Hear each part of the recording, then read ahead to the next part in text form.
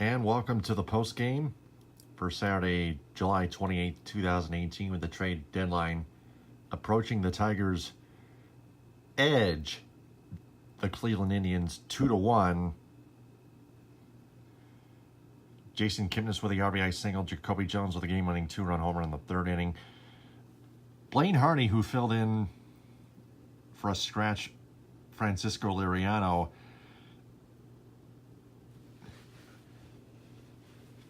who was experiencing an allergic reaction and had to get some multiple tests, went 5 innings pitched. So did Mike Clevenger. Blaine Hardy and Mike Clevenger went 5 innings each. So it wouldn't necessarily be a pitcher's duel unless they went longer. A lot longer than that, like 7 or 8 innings.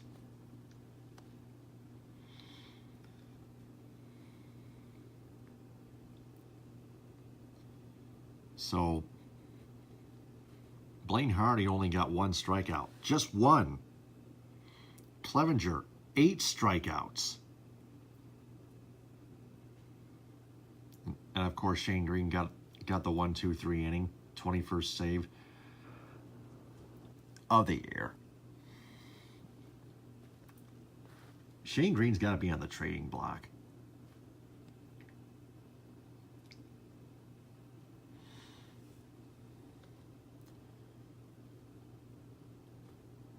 Then you look at the offensive stats. Jacoby Jones does have a lower batting average than Victor Martinez, but Jacoby Jones has a slightly higher OPS than Victor Martinez, 634 to 628. And if you look at Cleveland's look at a couple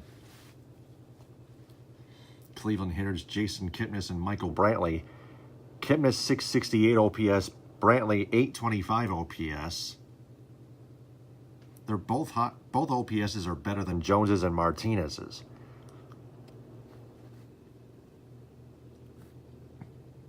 There are a lot of Indian hitters that have higher OPSs than the Tigers' offense has. And there was no need for an offense there, because either one of those teams had to win. And fortunately for the Tigers' part, they found a way to win, but only for Chris Ilitch. Except it was only for their owner, Chris Ilitch. But we want him to sell them. And then the standings, Tigers were 13.5 games back after last night. Now after tonight, back to 12.5 because of tonight's win. They're still 5th worst in the American League, still a game and a half ahead of the Texas Rangers for 5th worst. Sunday at 1:10, Corey Kluber and Jordan Zimmerman, a fantasy pitcher's duel. But if you take a look at Corey Kluber's whip and compare it with Jordan Zimmerman's whip, Corey Kluber has at least a slight edge in that department. Same goes for the ERAs. 288 to 397, 12-6 to 4-2. Corey Kluber has a slight edge in all those 3 statistics each.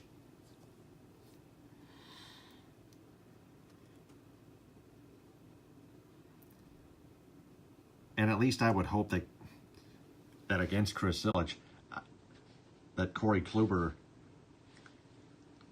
would shut that Tigers vaunted offense down, keep them in check.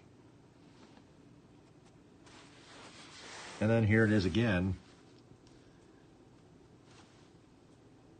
Boycott 97 won the ticket. Hashtag the Michigan Sports Truth. Hashtag boycott Fox Sports Detroit. Hashtag boycott Dan Dickerson and Jim Price. And hashtag make Chris Ilitch sell the Tigers and Red Wings. Follow every game with Game Day on MLB.com or the App mobile app. Get notifications on your phone about what's happening.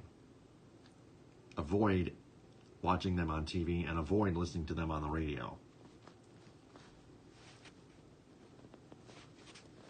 because they both suck. And to close out, as usual at least, here are the platforms. Also coming up on episode 326 of the audio, Buck Gino and Ed Smith will join me at 10:30 on Sunday night. That's tomorrow, 10:30 p.m. Eastern Time. We'll talk about Ziggy Ansah being on the PUP list, the media botching Jeff Moss's Henrik Zetterberg story, the mainstream media, that is, even national-wise.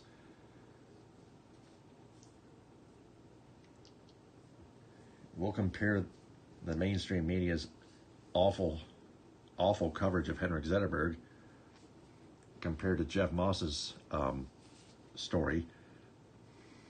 A legitimate story from his sources that Zetterberg's heading to the LTIR.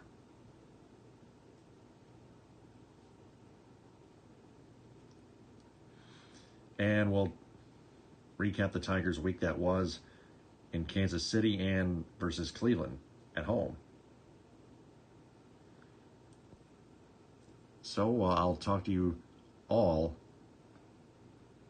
tomorrow late afternoon. Stay smart, everyone.